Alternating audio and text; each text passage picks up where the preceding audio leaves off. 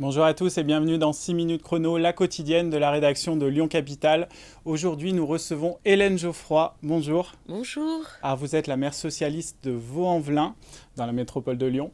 Et avec vous, on va parler de la restructuration un peu de la gauche française en vue des législatives. Là, alors, dimanche soir, un accord a été conclu entre Europe Écologie Les Verts et la France Insoumise pour les élections législatives. Des discussions sont en cours. Là, l'émission, on la tourne le lundi 2 mai autour de 11h30 avec le Parti Socialiste. Un accord devait être trouvé aussi avec le Parti Socialiste. Qu'est-ce que vous en pensez, vous ?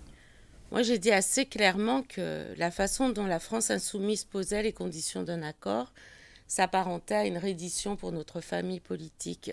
Il nous est demandé d'être sous la bannière de l'Union populaire, d'être dans le programme de l'Union populaire, et d'affirmer Jean-Luc Mélenchon, Premier ministre, dont on sait bien que l'hypothèse est très invraisemblable au moment où nous en parlons, vu le fonctionnement de nos institutions. Et donc, c'est une succession de renoncements qui nous sont demandés en réalité sur l'Europe, sur un certain nombre de choix économiques, et puis aussi, évidemment, sur ce qui est pour moi fondamental, une capacité à faire France commune. Donc, c'est-à-dire que vous êtes contre tout accord avec Jean-Luc Mélenchon, avec la France Insoumise ? Moi, j'étais sur le principe, en tout cas ce que j'avais proposé au Conseil national qui s'est tenu il y a une dizaine de jours maintenant, c'était que nous privilégions un accord avec nos partenaires habituels, les communistes, les Verts, le Parti radical de gauche. Et dans tous les cas, le principe était de travailler une union de la gauche. Vous savez, quand il y a l'union de la gauche, nous l'avons portée, nous les socialistes, avec François Mitterrand, la gauche plurielle avec Lionel Jospin. Ce n'était pas un effacement, une disparition de ce que chacun portait. C'était un accord sur un programme, sur un projet. Et chaque fois, il y a des lignes rouges qu'on ne peut pas franchir. La gauche a des formes multiples. Il y a une gauche, celle à laquelle j'appartiens, celle qui a exercé des responsabilités et pour laquelle j'aspire à ce qu'elle y retourne un jour, même si la situation est extrêmement difficile vu notre score à la présidentielle. Mais nous avons encore des exécutifs locaux sur les territoires et une gauche plus radicale. Et donc, ce qui nous a séparés ne peut pas être, abrogé en quelques heures au prix, je le répète, de renoncement et de ce que j'appelle, moi, très clairement, une reddition en réalité. Parce que quand vous parlez de ligne rouge, c'est quoi les 3-4 points fondamentaux qui fait que pour vous, le PS ne peut pas faire alliance avec les Insoumis ? En tout cas, il ne peut pas renoncer. C'est plutôt ça le sujet. C'est quand j'entends le premier secrétaire hier, Olivier Faure, s'exprimer, il nous dit désobéir au traité européen, ce n'est pas un problème, ce n'est pas une difficulté. Évidemment, avoir un SMIC à 1 400 €, nous n'avons pas d'objection, évidemment. Et puis, donc, il y a la question européenne qui est un sujet majeur. La question, nous l'avons vu, de l'OTAN, de l'Ukraine. Faut-il livrer des armes ou pas ? C'est quand même des questions importantes parce que c'est celle de la dépendance des peuples et de la façon dont l'Europe veut travailler, veut que les peuples puissent coopérer. Et puis, il y a un autre sujet aussi qui me touche beaucoup quand j'entends quand j'entends un peu la façon dont des candidatures sont annoncées aussi, y compris sur notre métropole. Moi, l'une des raisons de mon engagement profond, je le redis, quand je suis rentrée au Parti socialiste il y a plus de 20 ans, c'était pour lutter contre toutes celles et ceux qui veulent nous différencier, nous les Français, quelles que soient nos histoires personnelles. Et en particulier, je suis rentrée au Parti socialiste pour lutter contre le Front national à l'époque de Jean-Marie Le Pen. Nous étions au milieu des années 90. Et aujourd'hui, nous sommes face à des débats de société très importants.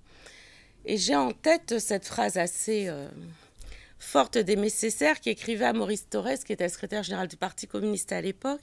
Il y a deux manières de se perdre. Par ségrégation murée dans le particulier ou par dilution dans l'universel. Qu'est-ce que ça veut dire pour la maire de Vaux-en-Velin que je suis ?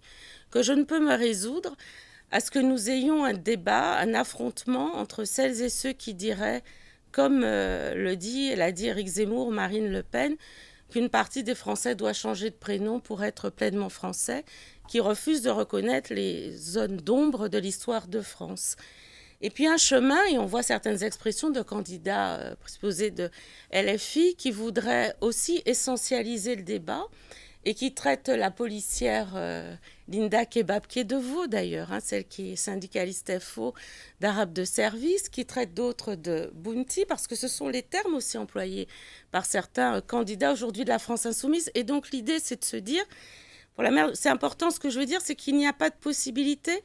Et c'est ce que dit Aimé Césaire, à la fois, il y a toute l'histoire personnelle de chacun, son identité liée à sa famille, ses racines, et à la capacité à être universelle.